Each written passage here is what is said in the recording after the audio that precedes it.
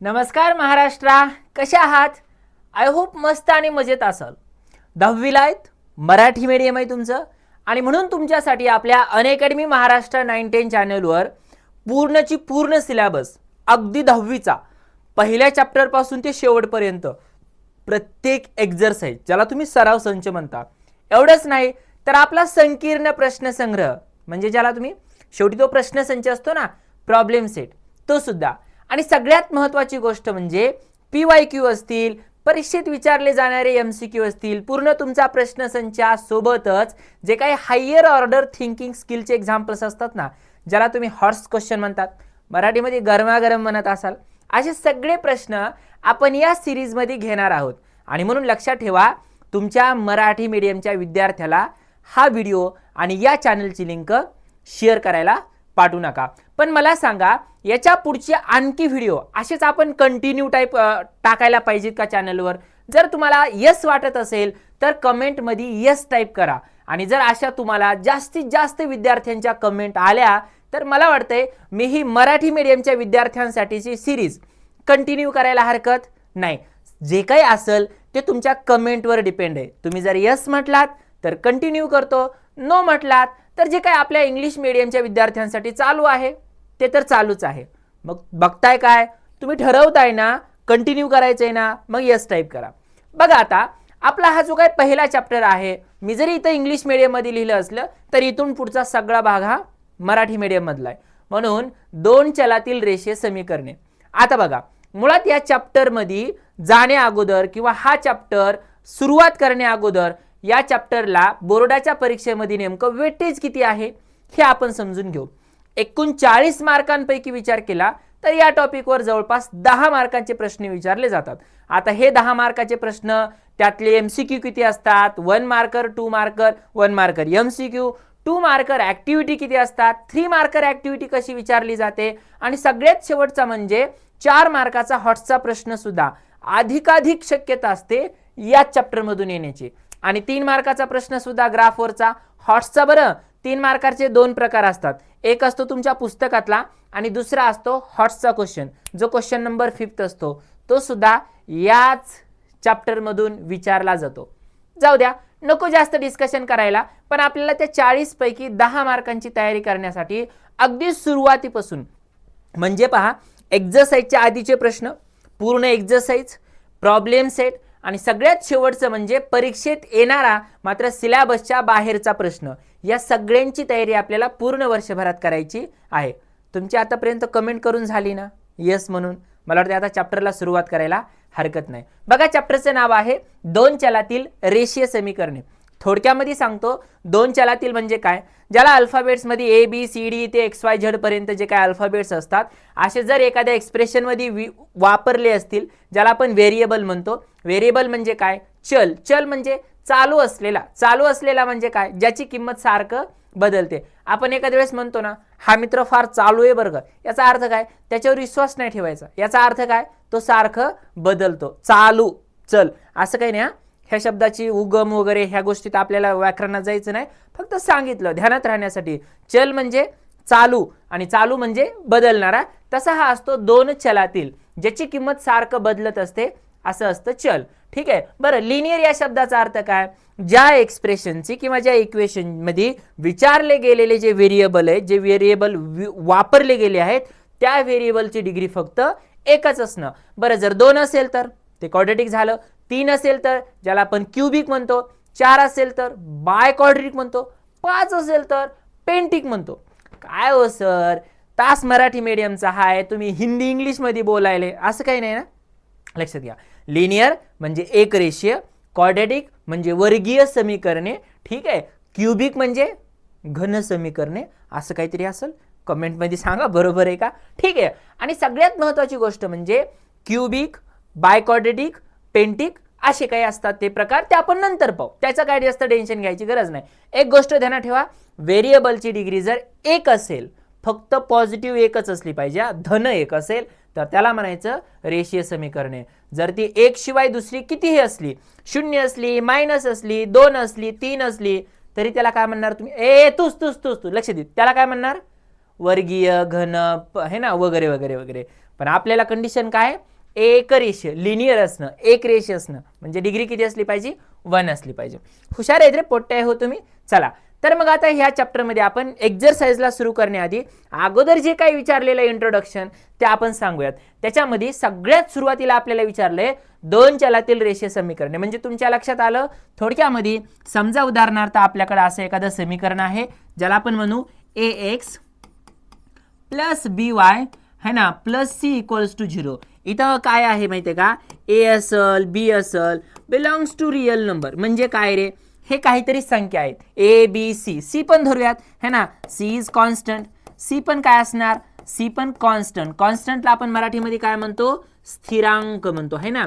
c काय असला पाहिजे, स्थिरांक असला पाहिजे. बरं एवढ्यावरून चालतं का, नाही. मग x काय आहे, x आणि y हे दोन व्हेरिएबल आहेत ज्याला आपण मराठीमध्ये काय म्हणतो, हे दोन चल आहेत. म्हणजे a आणि b या कोणत्या पण रियल नंबर असतील, c कोणती पण एक संख्या असणार आहे. मग ती धन असू शकते, ऋण असू शकते, कशी असू शकते. आणि सगळ्यात महत्त्वाची गोष्ट म्हणजे x आणि y काय आहे, तर चल आहे ज्याची किंमत कधी पण बदलते. x असेल, y असेल, m असेल, n असेल, t असेल, v असेल, a असेल, b असेल, काय पण विचारलं जाऊ शकतं. हे असं पसंत आपणी आपणी काय विचारायचे व्हेरिएबलचं, एम एनच्या फॉर्मॅटमध्ये विचारायचं, एक्स वायच्या फॉर्मॅटमध्ये विचारायचे, परीक्षार्थ्याच्या म्हणजे परीक्षेचा पेपर बनवणाऱ्याच्या किंवा आपल्या बोर्डाचं पुस्तक बनवणाऱ्याच्या हातात असू शकतं. ठीक आहे. चला आपल्याला एक सोपी गोष्ट विचारलेली इथं. आपल्याला काही हे क्वेश्चन दिलेले आहेत आणि या क्वेश्चनमध्ये विचारले बाळांनो 4m + 3n = 12. दोन चलातील, खरं तर हे दोन प्रश्न आहेत बरं का, एकच प्रश्न नाही. सगळ्यात पहिल्यांदा आपल्याला एक प्रश्न विचारलाय, बाबांनो जे काही विचारलेलं आहे ते दोन चलातील आहे का. पहिला प्रश्न. लक्ष दे रे राजा, तू बाकी गोष्टीनंतर लक्ष दे. घरी आवाज कशाचा यायलाय, पाहुणे आलेत का, है ना, काहीतरी मला कुणीतरी बोलवलंय का, वरून काहीतरी मेसेज आलाय का, लक्ष दे नको, तू इकडे लक्ष दे बस. इकडे बाकी काहीच करू नको. दोन चलातील हा पहिला प्रश्न. दुसरा प्रश्न आहे रेषीय आहे का. बघा हे दोन प्रश्न आहेत, मी त्यांना अर्धा अर्ध करतो. पहिला प्रश्न काय, दोन चलातील. म्हणजे काही प्रश्न असे आहेत बघा, एक तर ते दोन चलातील आहे तर तो रेषीय नाही, रेषीय आहे दोन चलातील नाही, असू शकतं ना. म्हणजे बा एखादा मुलगा आहे, म्हणजे बरं मुलीसाठी सांगतो, एखादी मुलगी आहे, तिला एक स्थळ आलंय, मुलगा खूप सुंदर आहे, शेती कमी आहे, बरं शेती भरपूर आहे, पोरग पोट आहे ना, पोरग घायरादी. असं काय असतं का सर, पोरायचा अपमान करायला तुम्ही, नाही ठीक आहे, पोरग नकटे काय सर, अपमान नका करू, वाईट वाटतं मला. बरं चला, कधी कधी मुलीच्या बाबतीत होतं, एखाद्या पोराला खूप छानसं सुंदर स्थळ आले है ना, पुरीला जॉब आहे म्हणे गव्हर्नमेंट, पोराला भेटा ना है ना गव्हर्नमेंटवालं, पुरीला जॉब आहे गव्हर्नमेंट पण पोरगी नकटी आहे, असं असतं कधी. ठीक आहे, हा असतं. मला सांगा म्हणजे काय, दोन्ही गोष्टी कधी चांगल्या असतात का. म्हणजे मी एक असं वाचलं होतं की बायको सुंदर आणि हुशार असावी असं प्रत्येकाला वाटतं, पण दोन लग्न करणं म्हणजे असं नाही म्हणायचं की हुशार असणारी सुंदर नसते, सुंदर असणारी हुशार नसते किंवा नसतो, मुलांच्या बाबतीत होऊ शकतं, असं असतं ना बहुतांश. पण लक्षात ठेवा इथं दोन गोष्टी विचारल्यात. हां, ह्या गोष्टी कशा ध्यानात येतात तुम्हाला विषयाच्या बाहेरच्या, तसं हे पण लक्षात ठेवा. काय, जर समजा तुम्हाला, लक्ष दे, जर समजा तुम्हाला दोन चलातील असेल तर ते रेषीय आहे का, किंवा ते असलंच पाहिजे का, नाही, मग ते दोन चलातील आहे का आणि रेषीय आहे का, अशी तो दोन सुमळ्या. लक्ष दे, प्रश्न किती विचारलेत, दोन विचारले. ते दोन बघा काय काय. इथं बघा भाई एक्स आहे, इथं वाय आहे, म्हणजे चार तो दोन चलातील आहे, दोन चलातील आहे. भाई प्रॉब्लेम काय माहिती आहे का, इथं दोन आहे, इथं किती आहे, दोन आहे, एक्सचा वर्ग म्हणजे वर्गीय समीकरण आहे. म्हणजे दोन चलातील आहे का, आहे, पण रेषीय आहे का, तर इथं काय म्हणणार तुम्ही, सरळ सोपी साधी गोष्ट आहे, नाही म्हणून. बरं इथं बघा, इथं काय हो, इथं एक्स दोन चलातील आहे, वाय आहे, म्हणजे एक्स आहे वाय आहे, चल किती वापरलेत, दोन वापरलेत. बरं खरं आहे. चला इथं वर्गमुळात दोन आहे, हां ती जी कॉन्स्टंट संख्या होती ना, स्थिरांक, ते आहे. इथं वर्गमुळात 5 आहे, इथं 16 आहे, म्हणजे दोन चल आहेत आणि त्यांची डिग्री 1 आहे. दोन चल आहेत आणि त्यांची डिग्री 1 आहे. म्हणजे जो काही अंक आहे, जी काही ही रियल नंबर वापरलेलं आहे, जी काय है ना वास्तव संख्या वापरली, याच्याशी आपल्याला काही घेणं देणं नाही. दोन चल आहेत ना, आहे. मग या ठिकाणी काय म्हणणार तुम्ही सांगा, आहे म्हणणार. काय अडचण आहे का इथपर्यंत. लक्षात आलं इथपर्यंत? ठीक आहे. त्याच्यानंतर मला एक गोष्ट सांगा, इथं विचारले 0x, इथं विचारले 0x, म्हणजे याचा अर्थ काय रे? हे रेषीय आहे. बघा इथं y ची डिग्री किती? 1, x ची डिग्री किती? 1. आता इथे x एक्झिस्टच नाही करत कारण शून्यानं त्याला गिळून घेतलं, म्हणजे y ची डिग्री किती? 1. म्हणजे याचा अर्थ हे रेषीय आहे. बघा हे समीकरण रेषीय आहे, पण जे तुमच्या मनात आहे तेच माझ्या मनात आहे. पण भाई इथं एका व्हेरिएबलला खाऊन टाकले, एका चलाला खाऊन टाकले, म्हणजे शून्यानं गुणाकारलं, तुम्हाला तर माहिती आहे ते शून्य होते. ठीक आहे, म्हणजे इथं व्हेरिएबल एकच आहे, म्हणजे एका चलातील रेषीय समीकरण आहे. हे 2 चलातील रेषीय समीकरण आहे का? नाही. किती चलातील आहे? एका चलातील. म्हणजे याला आपण काय म्हणणार सांगा? सांगा. हो, यस, नाही म्हणायचंय, काय म्हणायचंय? तुमच्या हातात. तसंच इथं इथं 0 आहे, इथं काय आहे? 0y, म्हणजे भाई इथं 0y झालं. इथं काय झालं? 0y झालं. म्हणजे याचा अर्थ हे 2 चलातील आहे का? नाही. म्हणजे याचं उत्तर नाही आलं. तसंच याचं पण उत्तर काय आलं? नाही आलं. आलं लक्षात तुमच्या? लक्षात आलं तुमच्या? ठीक आहे. बरं, आता खरी भानगड इथे, खरी भानगड इथे. मला एक गोष्ट सांगा, इथं x डिनॉमिनेटरला आहे, y डिनॉमिनेटरला आहे.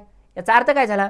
x आणि y डिनॉमिनेटरला आहे, त्याला जर आपण न्यूमरेटरला आणलं, म्हणजे या समीकरणाला तुम्ही असं पण लिहू शकता, 4x⁻1 plus 5y⁻1 equal to 4, असं लिहू शकता ना या समीकरणाला?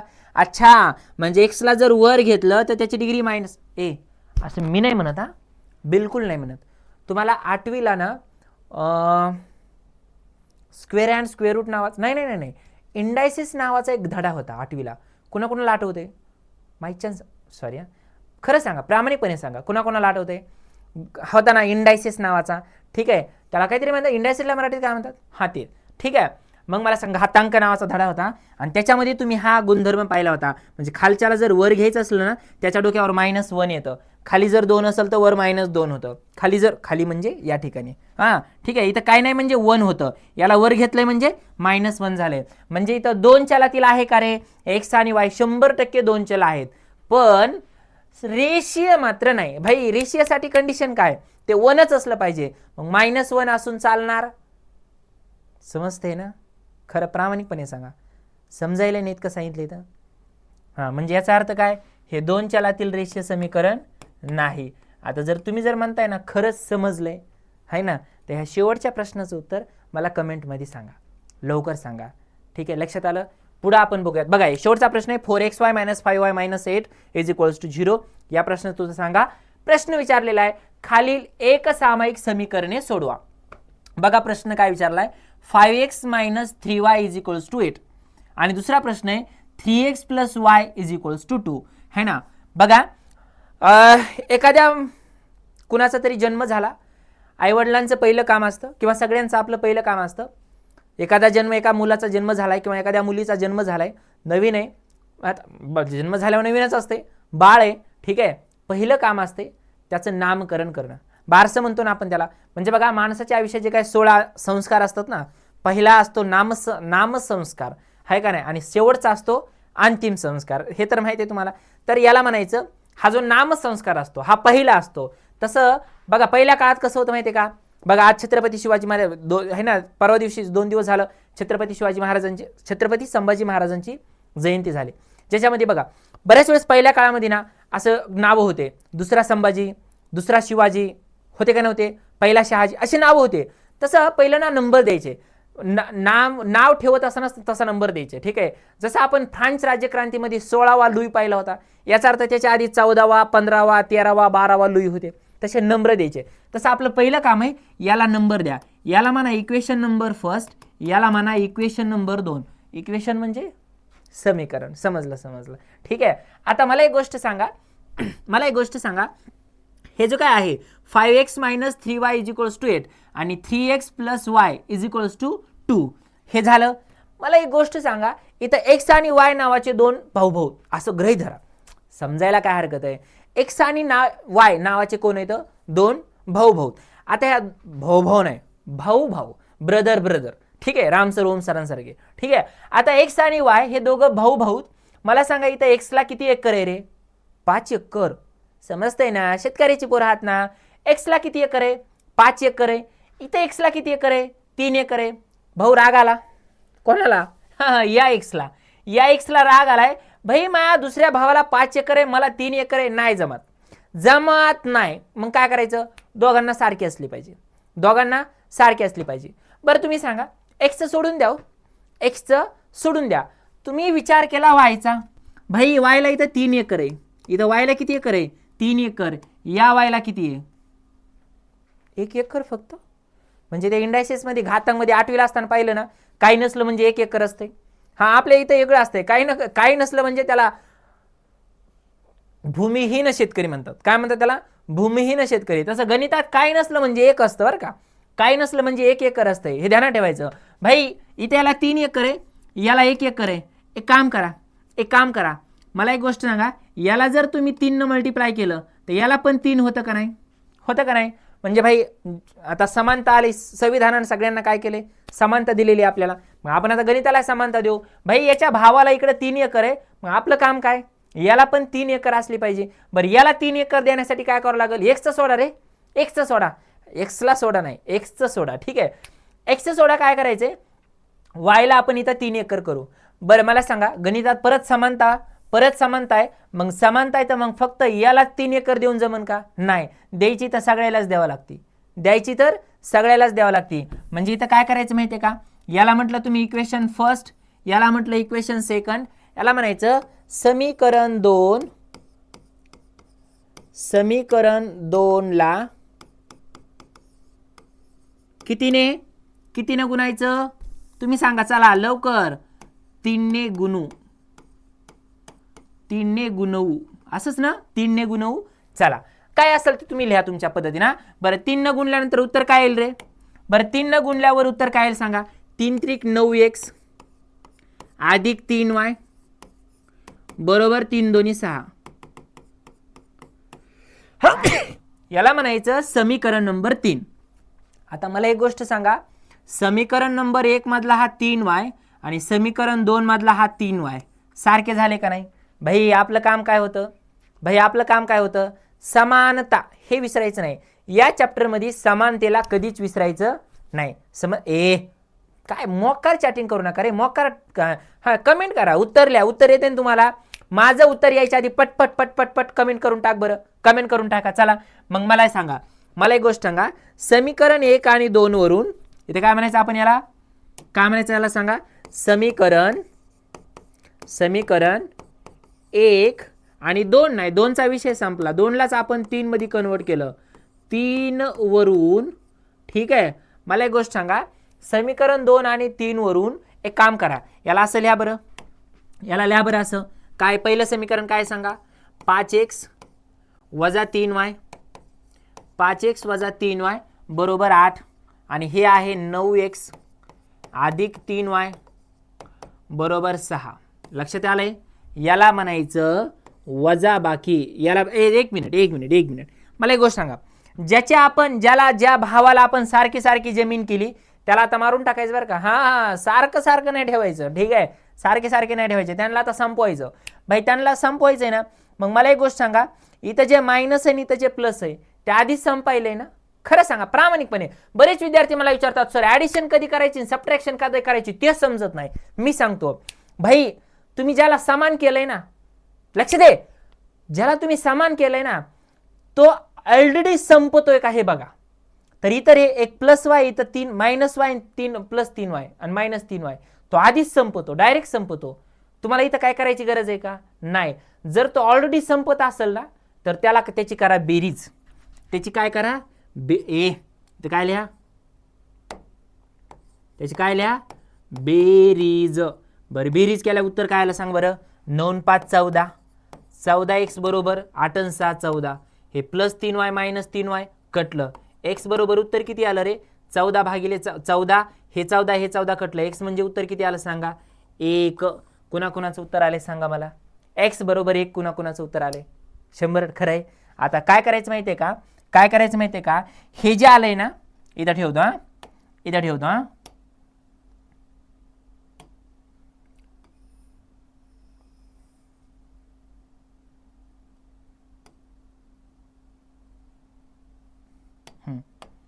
आता हे जे आलंय ना x बरोबर 1,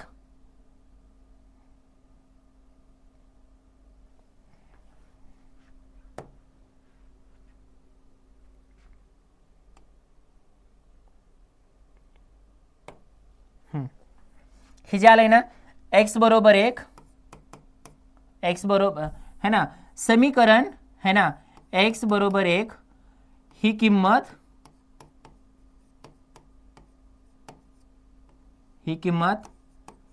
समीकरण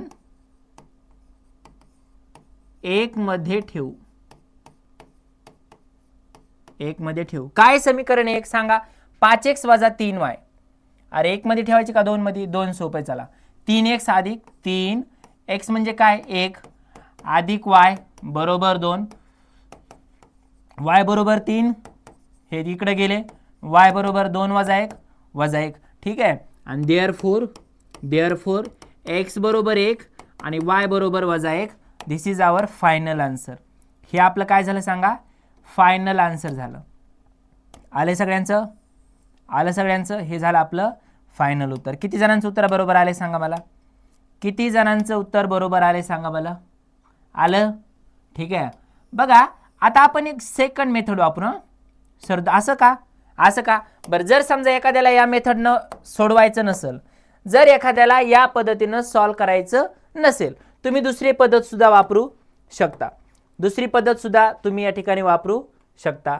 ठीक आहे. कोणती पद्धत वापरायची सांगा? कोणती पद्धत वापरायची सांगा?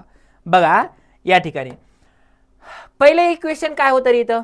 5x. आपलं उत्तर झाला, आपलं उत्तर झाला. मी तुम्हाला परत एक दुसरी मेथड सांगतो. त्याला इंग्रजीमध्ये सबस्टिट्यूशन मेथड म्हणतात. कोणती मेथड म्हणतात? सबस्टिट्यूशन.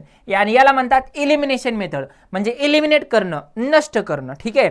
आणि सबस्टिट्यूशन मेथड म्हणजे काय बघा त्या ठिकाणी. पहिलं इक्वेशन काय आलंय? 5x - 3y. 5x - 3y is equals to 8. Equation number first. ठीक आहे. आणि 3x + y. 3x + y is equals to 2. Equation number second. इथपर्यंत कोणाला काय अडचण आहे? मला नाही वाटत इथपर्यंत काय अडचण आहे का? मी काय केलं? फक्त इक्वेशन लिहिले. मला एक गोष्ट सांगा, इथे हे जे y आहे ना, है ना, याला म्हणायचं समीकरण 2 वरून, समीकरण 2 वरून. ठीक आहे. y बरोबर काय येईल सांगा बरं? y बरोबर येईल 2. हे 3x इकडे गेल्यावर काय झालं? वजा 3x. है ना. समीकरण 2 बरोबर 2 वरून, समीकरण 2 वरून आपण ही किंमत घेतली. कोणती? y बरोबर 2 वजा 3x. है ना. ही किंमत 3x समीकरण कशामध्ये ठेवायची सांगा? समीकरण 1 मध्ये ठेवू. कुठं ठेवायची? समीकरण 1 मध्ये ठेवू. आता समीकरण 1 काय आहे हे तुम्हालाही माहिती आहे. समीकरण 1 काय आहे हे तुम्हालाही माहिती आहे. काय आहे समीकरण 1 सांगा बरं? समीकरण 1 आहे 5x है ना -3. y ची किंमत आपल्याला काय ठेवायची? 2 वजा 3y. ठीक आहे. बरोबर 8. आता मला एक गोष्ट सांगा, 5x जशाला तसे, 5x जशाला तसे, वजा 3 न मल्टिप्लाय केलं, वजा 3 दोन्ही 6 है ना, मायनस मायनस प्लस 3 त्रिक 9y. 3. अरे आपल्याला काहीतरी ठेवायचं होतं ना. एक मिनिट, आपण चुकलंय काहीतरी. एक मिनिट. हां, समीकरण 1 मध्ये ठेवू म्हणजे काय केलं? 5x - 3. y ची किंमत काय ठेवली? 2 - 3x. हां, इथं इज इक्वल्स टू 8. सांगा 5x जशाला तसं है ना, मायनस 3 दोन्ही 6, मायनस मायनस प्लस 3 त्रिक 9x आणि बरोबर किती रे? 8. मला सांगा 5x आणि 9x किती? 14x. आणि 14x बरोबर किती सांगा? 8. हे -6 तिकडे गेल्यावर काय झालं? +6. 8 आणि 6 14. मला सांगा 14x बरोबर 14 म्हणजे x बरोबर किती रे? 14. काय अडचण आहे इथपर्यंत? इथपर्यंत काय अडचण आहे का? नाही. आता x बरोबर 14, ही किंमत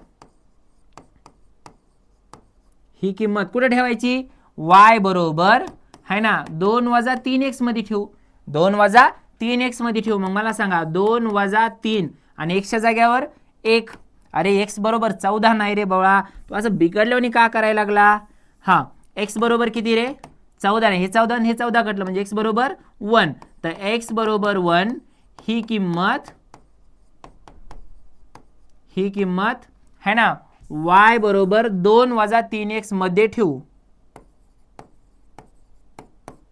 मध्ये ठेवू. मग मला सांगा y बरोबर काय आलं, y बरोबर 2 वजा है ना 2 वजा इथे या ठिकाणी 3 ब्रॅकेटमध्ये 1 म्हणजे उत्तर किती आलं 2 वजा 3 बरोबर वजा 1 म्हणजे देअरफॉर है ना x बरोबर 1 अँड y बरोबर वजा 1 हे झालं तुमचं फायनल उत्तर. किती जणांचं उत्तर आलंय सांगा मला.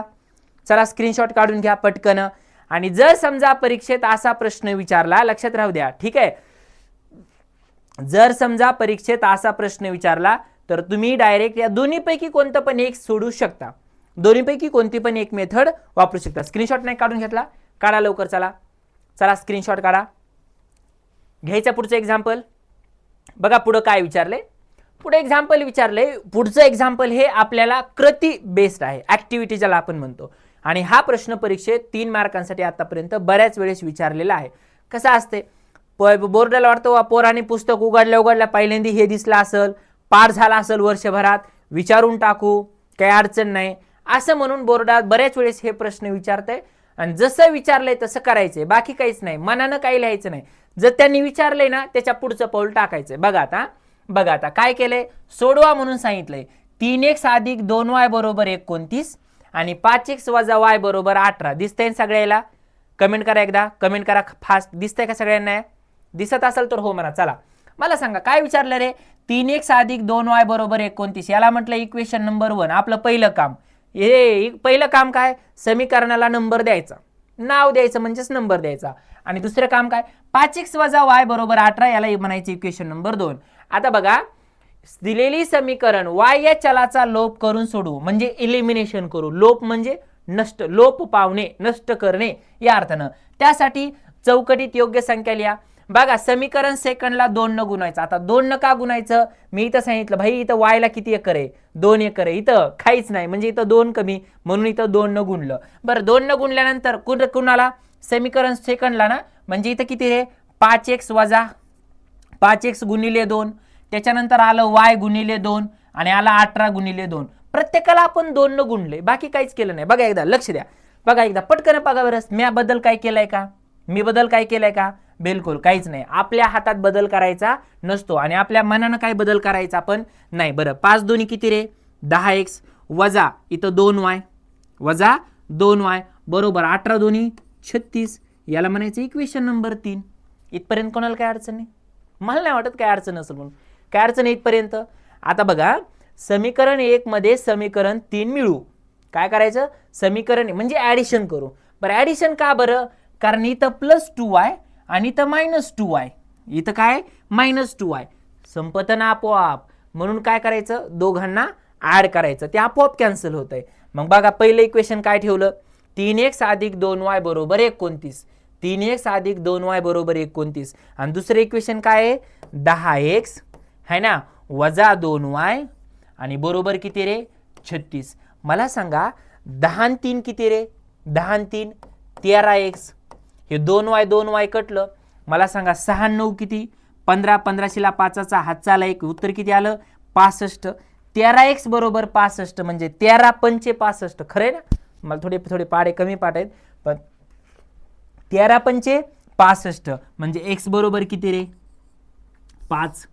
x बरोबर किती 5. कुणाचं उत्तर इथपर्यंत आलंय सर? बरं एवढं लिहिलं म्हणजे विषय संपला का? नाही भाऊ, आताच तुला 1 मार्क पडल. खरं उत्तर पुढंच आहे. x बरोबर किती आलं 5 आलं. मग मला सांगा x बरोबर 5 ही जी किंमत आहे ना ती आपल्याला समीकरण 1 मध्ये ठेवायची. समीकरण 1 काय आहे, 3x अधिक 2y बरोबर 29. 3 गुणिले x च्या जागेवर किती ठेवायचं 5. ज्यांनी सांगितलं ते करायचं, बाकी आपण काय मनाचा शहाणपणा करायचा नाही. बरं 3 5 किती 15 अधिक 2y जशाला तसं बरोबर 29 म्हणजे 2y बरोबर किती 29. भाई इथलं 15 गायब नाही, इकडे पाठवलंय. म्हणजे इकडे पाठवलंय म्हणजे काय केलंय, याला 15 केलंय. 29 मधून 15 गेले, खाली किती राहिले 14. खरंय खोटंय, 29 मधून किती गेले 15 गेले. बरं 30 मधून गेले असते 15 तर 15 राहिले असते, पण 29 मधून गेले याचा अर्थ 14 राहिले. आणि 2y ची किंमत जर 14 असेल तर एका y ची किंमत किती रे 7. 2y ची किंमत 14 म्हणजे एका y ची किंमत 7, म्हणजे याचा अर्थ 2y बरोबर 14. आता x, y, आता x ची किंमत किती आली ती आपल्याला पाठीमागं माहिती आहे. x ची किंमत आपण काढली होती 5. ही x ची किंमत या ठिकाणी 5 लिहायची आणि y ची किंमत या ठिकाणी 7 लिहायची. हे आणि सगळे शेवटी असं उत्तर लिहायला विसरू नका बरं. असं x, y 5, 7 ही उकल आहे. This is a solution of a given equation. कसलं भारी आहे ना, कसलं सोपा प्रश्न आहे ना.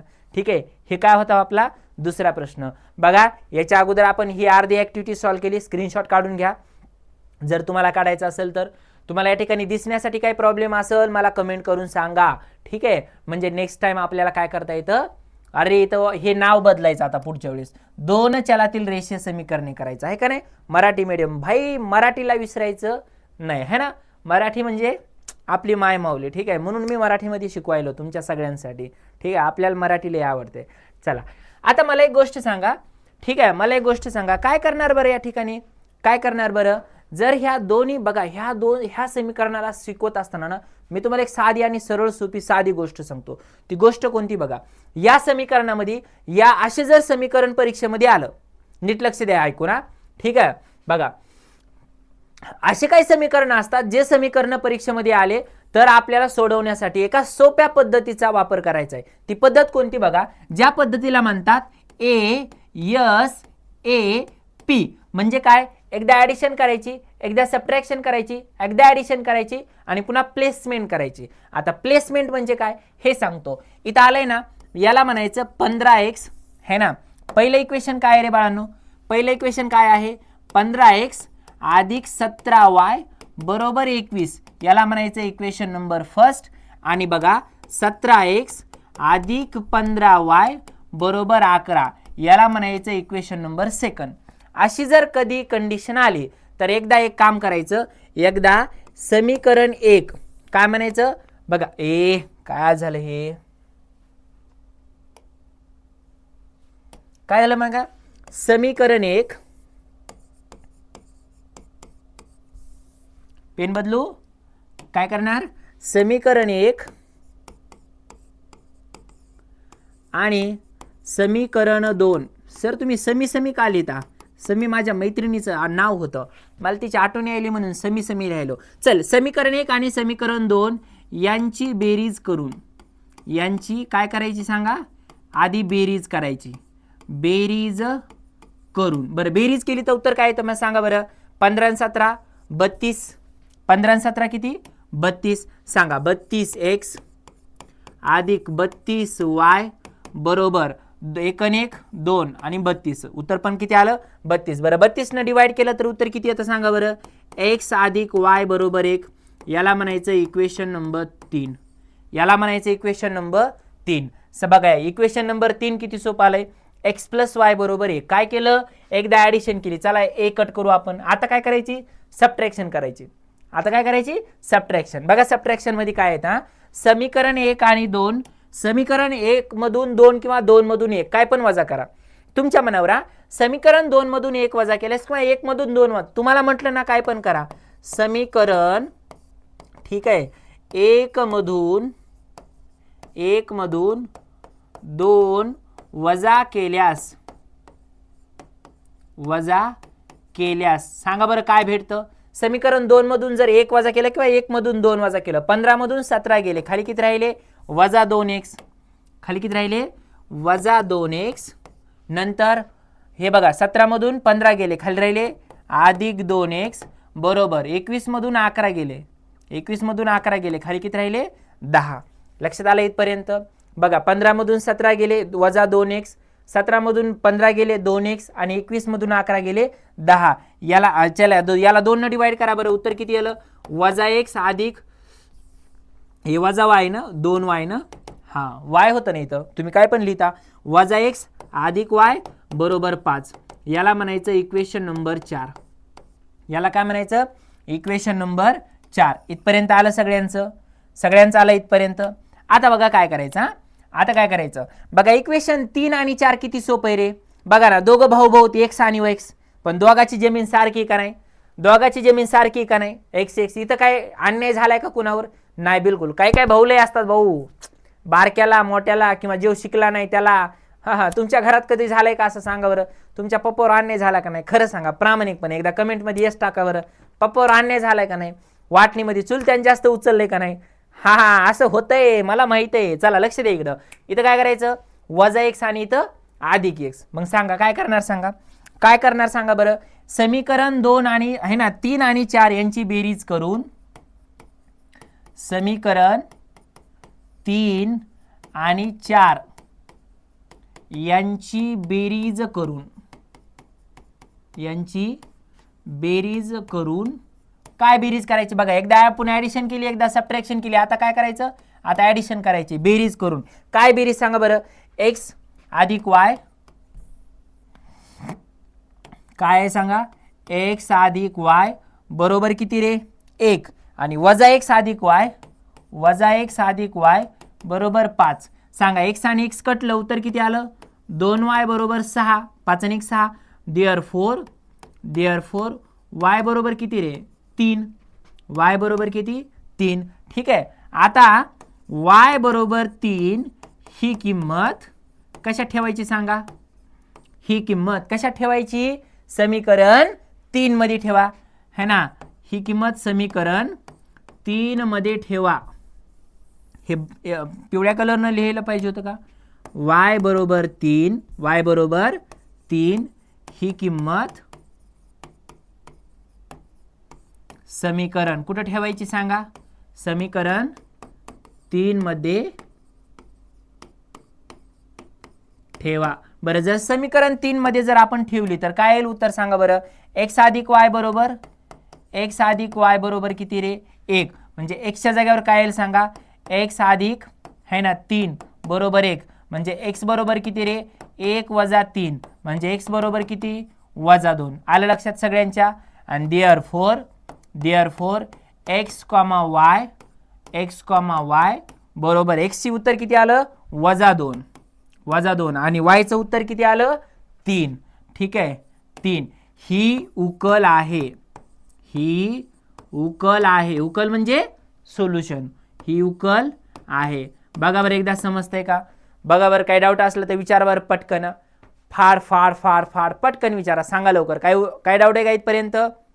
बघा याला जर आपण इक्वेशन मध्ये ठेवलं, x आणि y दोघांची जर बेरीज केली, 3 आणि 2 ची बेरीज केली म्हणजे 3 मधून 2 गेले, 1 राहतंय का नाही. बरं याच्यात बघू वजा x म्हणजे काय रे, या x च्या किमतीलाच वजा केलं म्हणजे 2 लाच वजा केलं म्हणजे काय झालं +2.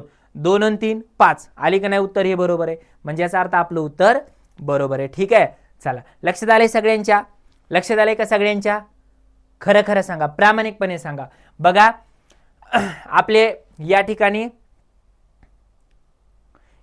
आपला हा जो काही इंट्रोडक्शन पार्ट आहे, ओळखीचा पार्ट आहे, तो आपला या ठिकाणी संपतोय.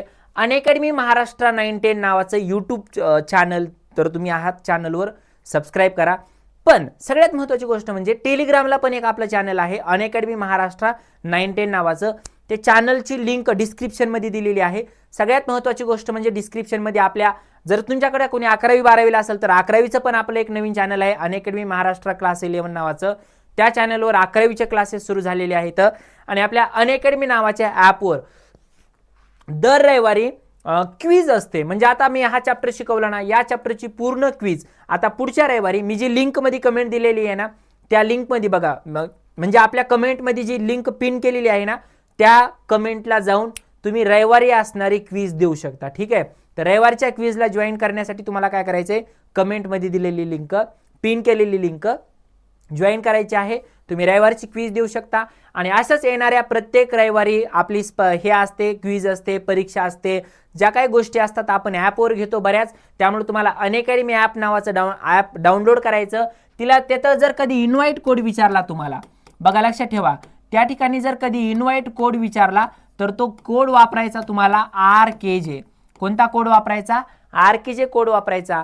त्या ठिकाणी तुम्हाला ॲपवर सगळ्या गोष्टी फ्री ऑफ कॉस्टमध्ये मिळतील. ठीक आहे. चला भेटूयात उद्याच्या सेशनमध्ये. उद्या आपल्याला सराव संच 1 पाहायचा आहे. ठीक आहे. बघा या ठिकाणी आलेला आहे सराव संच 1, तो सुद्धा तुम्ही या ठिकाणी बघू शकता. चला क्लिक करा इथं आणि सराव संच 1 ला 1 वर जा आणि सराव संच पूर्ण याची तयारी करून ठेवा. काही अडचणी असतील, तुमचे काही डाऊट असतील, तुमचे काही प्रश्न असतील तर मला कमेंटमध्ये विचारायला विसरू नका.